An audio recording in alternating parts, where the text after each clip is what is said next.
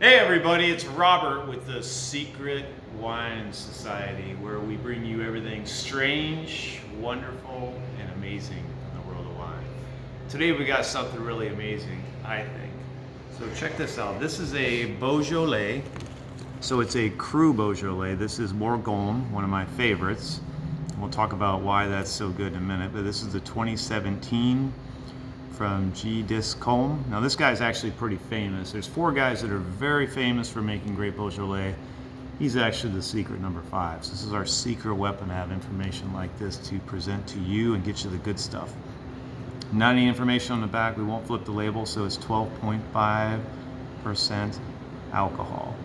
So you're thinking Beaujolais, you should drink this young. Why is this 2017? Well, this guy, his particular approach to the wine, so he doesn't filter the wine at all, and he actually ages it a little bit. So he has this at least a year in barrel, and they're fairly neutral barrels, but they're not completely new, not completely old. So there's coming a little bit of flavor from the oak itself or the barrel, but it's not apparent in here. So whatever he's doing barrel-wise, it doesn't kind of impinge on the flavor of the wine at all.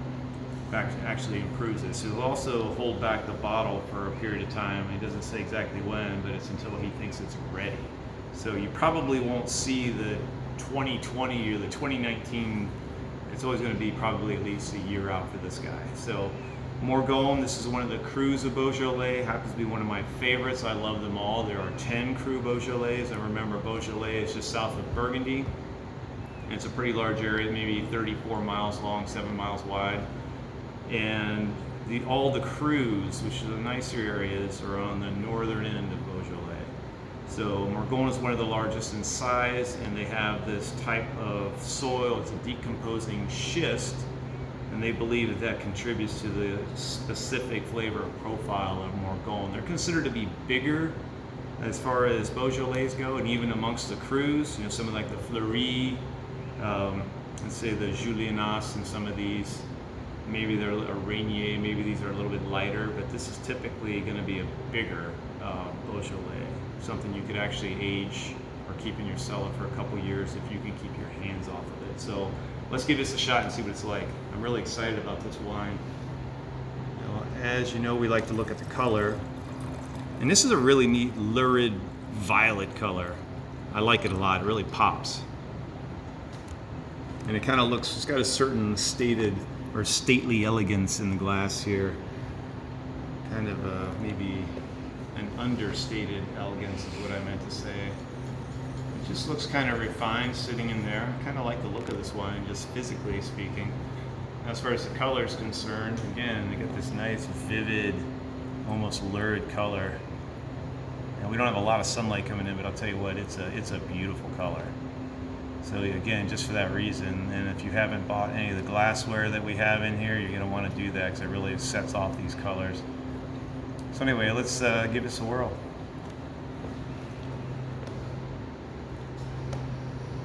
Alrighty, this is a beautiful wine on the nose. So get a lot of smoky minerality. There's a floral element like some pastille.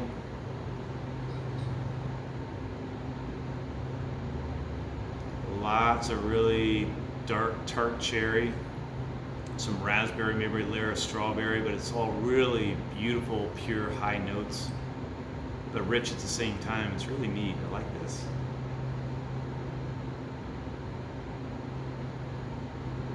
Actually, it seems to be improving with air. I'm going to aerate this a little bit.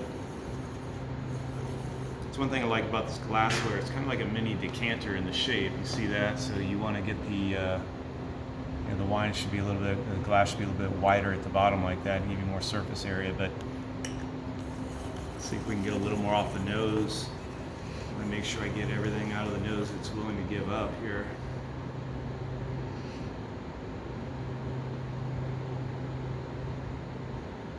Now see, with a little more air, it's getting a little more of that apricot pit thing going on, which I like. Okay, let's try this. I'm dying to try it. Everything so far looks really, really good. Let's see.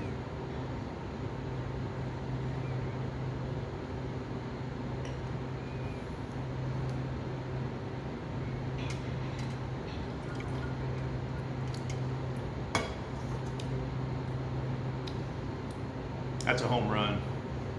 Man, it's got great acidity. It's medium bodied. Tannins are very smooth. They're not fine grained, but they're sleek. Man, this is really good. Now I chilled this down a little bit. When it comes to Beaujolais, I like it a little bit colder than room temperature. But the flavor, man, the cherry flavor is amazing.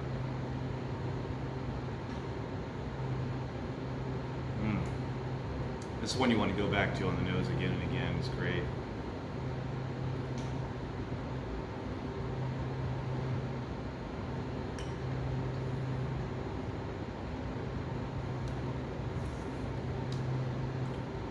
Wow. Okay, I can tell you. I don't remember what this cost, but I don't think it's that much. This is the highest level of Beaujolais you can buy, right? It's a cru. So it doesn't get any better than this. And I can tell you this is a very good example. So we just got a case of this in. For the weather coming up, you're gonna chill a little bit. This could go with pork. You could even go with some red meat with this one, certain types. Nothing too heavy, but it's got some guts to it. I could see it with a pork dish very easily. It's almost too much for chicken, but you're in the white meat area going into red meat, maybe some veal or something. It's absolutely delicious. So anyway, if you guys like what we're doing, you've got to try stuff like this. That's new, different, and the best of its kind. Go ahead and hit the subscribe button, hit the bell for notifications, and make sure you like this video so other people can see it. And we'll see you in the shop. Love you, everybody. Bye.